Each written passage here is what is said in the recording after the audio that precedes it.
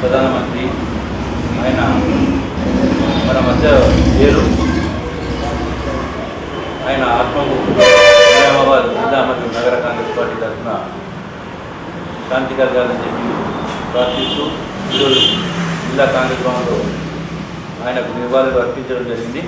ఈ కార్యక్రమానికి జిల్లా గంధారి అధ్యక్షుడు మా అన్నగారైన రాజిరెడ్డి గారు, అలాగే బీసీసీఎల్ అధ్యక్షుడు నరేందర్ గౌడ్ గారు, మాజీ మేయర్ ఆకుల సుజాత గారు, అలాగే మహేందర్ గారు, సంతోష్ గారు, పి రామకృష్ణ గారు, నిజామాబాద్ జిల్లాలోని వివిధ సెల్స్ ఎన్ఎస్డిఐ, యూత్ కాంగ్రెస్, మహిళా కాంగ్రెస్ ప్రతి ఒక్క నాయకుడు ఈ కార్యక్రమానికి హాజరు కావడం జరిగింది.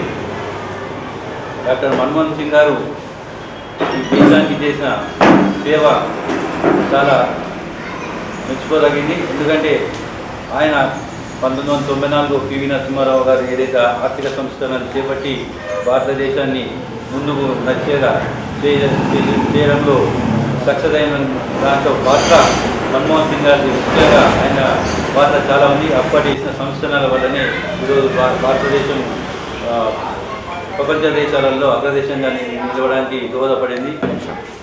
ముందు తరాలు కూడా ఆయన గుర్తులు పెట్టుకునేలా చేయడం జరిగింది. అలాగే భారతదేశ రాజకీయాలలో కాంగ్రెస్ పార్టీలో ఆయన చేసిన సేవలకు అప్పటి సోనియా గాంధీ గారు ఏఐసీసీ అధ్యక్షురాలు ఆయనకు ఈ దేశ ప్రధానిగా 2 సార్లు అవకాశం ఇవ్వడం జరిగింది. ప్రధానమంత్రిగా ఉంటూనే ఆయన చేసిన సేవల వల్ల ఆర్థిక విధానాలు, అలాగే మన దేశాన్ని ముందు ఉండి కనిపించేలా ఆయన చేసిన విధానాల వల్ల భారతదేశం చాలా ముందుకు వెళ్ళడం జరిగింది.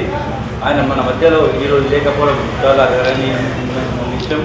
ఎందుకంటే ఆయన ముందు తరాలకు భావి తరాలకు ఏదైతే అభివృద్ధి ఫలాలను ఇచ్చారో ఆయన చేసిన సేవలను భవితరాలు కూడా పెంచుకునేలా ఉన్నాయి.